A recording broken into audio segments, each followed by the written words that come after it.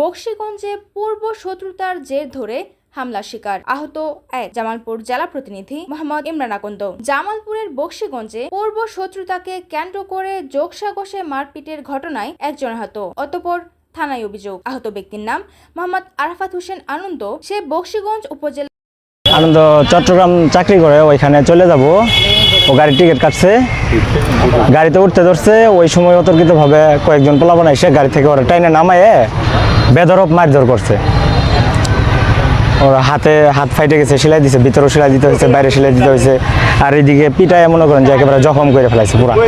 তার সদর চরকাউরিয়া দড়িপাড়া এলাকার মোহাম্মদ একরামুল ইসলামের পুত্র। অভিযোগ সূত্রে জানা যায়, বকশীগঞ্জ পৌর এলাকায় চরকাউরিয়া দড়িপাড়া গ্রামের মোহাম্মদ একরামুল ইসলামের পুত্র মোহাম্মদ আরাফাত হোসেন আনন্দ একজন মেরিন ইঞ্জিনিয়ার। সে বর্তমানে ইউনাইটেড গ্রুপ পাওয়ার প্ল্যান্ট চট্টগ্রামে কর্মরত। পবিত্র ঈদুল আজহা উপলক্ষে মোহাম্মদ আরাফাত হোসেন আমার ভাতিজা চিনতে পারে নাই, আর অনেকগুলো পোলাপান ছিল, তারা হয়তো ভাড়া করে নিয়ে আসছে, তাদেরকে চিনতে পারে নাই। অজ্ঞাত আরও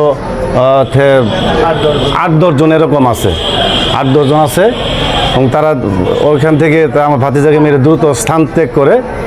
আনন্দ কর্মস্থল থেকে ছুটিতে পরিবারের সাথে ঈদ করতে বাড়িতে আসেন। পূর্ব শত্রুতার জেরে বিবাদীগণ মোহাম্মদ লাজু বয়স 25, মোহাম্মদ লিমন বয়স 22 ও মোহাম্মদ আবদুল্লাহ গংরা বয়স 48 পূর্ব শত্রুতা পোষণের নানা অজুহাতে তার ক্ষতি করার চেষ্টা করে আসছেন। এরও এক পর্যায়ে মোহাম্মদ আরাফাত হোসেন আনন্দের ছুটি শেষ হওয়ায় তার কর্মস্থলে যাওয়ার জন্য 13 জুন শুক্রবার বিকেলবেলা বাড়ি থেকে বের হয়ে বাস কাউন্টারে যায়। সেখানে পূর্বে ওত পেতে থাকা আবদুল্লাহ গংরা দেশীয় অস্ত্র দ্বারা অতর্কিতভাবে আক্রমণ করে তাকে আহত করেন। তার আত্মচিৎকারে আশেপাশের লোকজন এগিয়ে আসলে তারা তাকে ফেলে রেখে পালিয়ে যায়। পরে স্থানীয় লোকজন ও আরাফাত হোসেন আনন্দের বাবা তাকে উদ্ধার করে স্থানীয় স্বাস্থ্য কমপ্লেক্সে ভর্তি করা হয়। এ ঘটনায় আরাফাত হোসেন আনন্দের বাবা মোহাম্মদ ইকরামুল ইসলাম বাদী হয়ে বকশীগঞ্জ থানায় একটি অভিযোগ দায়ের করেন। তদন্তকারী কর্মকর্তা SI শুভাশিসের সঙ্গে মুঠোফোনে যোগাযোগ করলে তিনি বলেন,